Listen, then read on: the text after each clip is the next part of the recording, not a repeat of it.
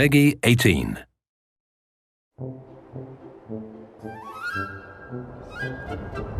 Our fans really want to be a raider. We see the feedback, we see the amazing cosplay our fans do, so we really wanted to provide them something that they really want, and we think that they're really going to enjoy it.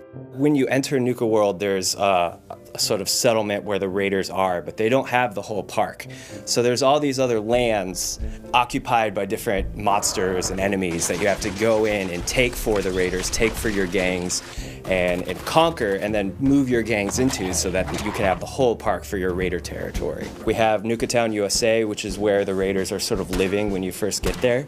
Nuka Galaxy, which is sort of like the future that they would envision in the Fallout universe. We have Dry Rock Gulch, which is sort of Wild West town. We have Safari Adventure, which is like the zoo. The bottling plant, which is called the World of Refreshment, is sort of like a tour of the bottling plant. We also have Kitty Kingdom, which is where all the kitty rides are. When you arrive there, you're put into position of being what we call the overboss, which is sort of the ruler of all these gangs. We're giving players the chance to sort of be the bad guy, to sort of be the guy raiding through the Commonwealth and taking what they want. We don't necessarily make you the absolute most evil raider. You can actually be we jokingly call a kind-hearted raider, if there is such a thing. People hear raider, they think you're going to do wholesale slaughter.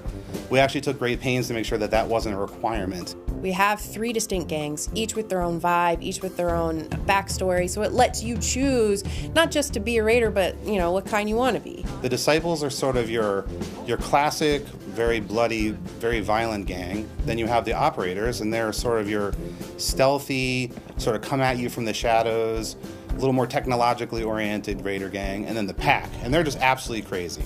We had one of our concept artists go through and develop a lot of the different armor. The ones who are more bloodthirsty have more violent shapes and more rough edges, and the ones who are more clean cut and efficient have a more stylized look. So in the end, your overboss should look totally different than someone playing down the street from you.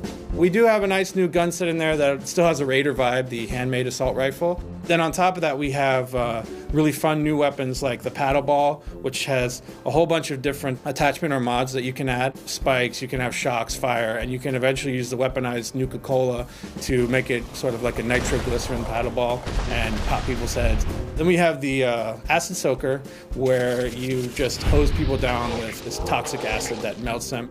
The thirst zapper, which is the weapon that you saw in the Nuka Girls pinup posters, that you get early on in the add-on. You can mod that as you discover the secrets of how they've weaponized Nuka-Cola and turn that into a really devastating weapon. I'd say that this is a great capper on the whole experience in Fallout 4.